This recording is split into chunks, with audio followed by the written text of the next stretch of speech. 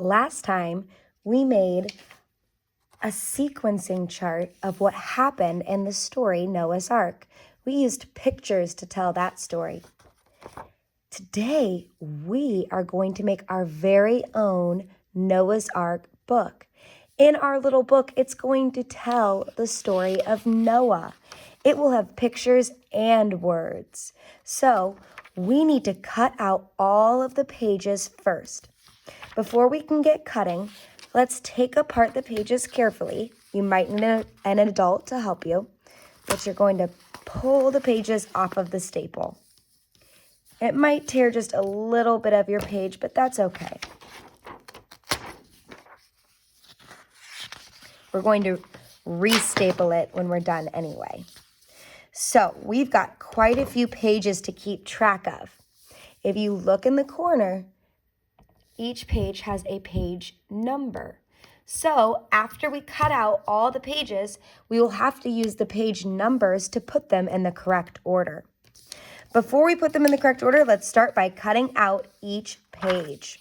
You're going to follow along the lines to cut it out. On this page, you will see a rainbow. You can go ahead and cut that out and save that on the side. Now that you've cut out all your pages, we're going to have to put them in the right order. There are 13 pages, so we're going to have to use our knowledge of teen numbers to help us too. We need to start with the very first page, and it should have a 1 at the bottom. It says the story of Noah. Now, don't worry about coloring anything yet. We're going to put the whole book together first and then color it. So I have my very first page. To put my pages in the right order, I'm going to take the page I need first, and I'm going to flip it upside down. This is where I'm going to make my stack of pages in order.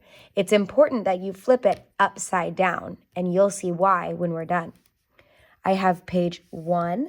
Now I need to find page 2. Here's my page 2.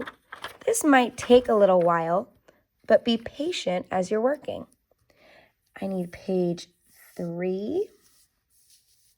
It will help if you think of the story and how it goes, then you might know what pictures to look for. So I have my page 3. Remember, I'm going to flip it over. Page 4. And you're going to keep going until you're all the way up to page 13, the last page. All right, now I've put almost all my pages in the right order. I have my last page, page 13. I'm going to flip it and stack it. Now, I'm going to take all the pages and flip them over, and they should be in the right order. So double check your pages, and you can practice your counting by counting each page and the page number. 1, 2, 3, 4, 5, 6, 7, 8, 9, 10, 11, 12, and finally page 13. Good. Now that I know that they're all in the right order, I'm going to stack them neatly, and I'm going to have an adult or a parent staple them together for me to make my book. You're going to have a parent staple the book at the top. That way, when you open it up, you can see all of the words on each page.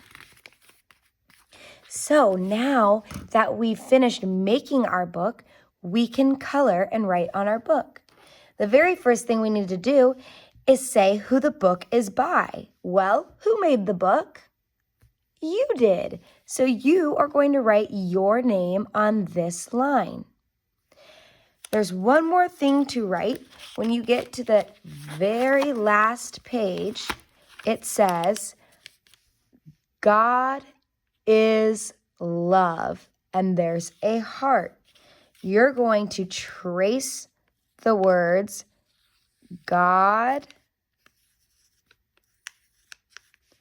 is love You're going to trace the heart.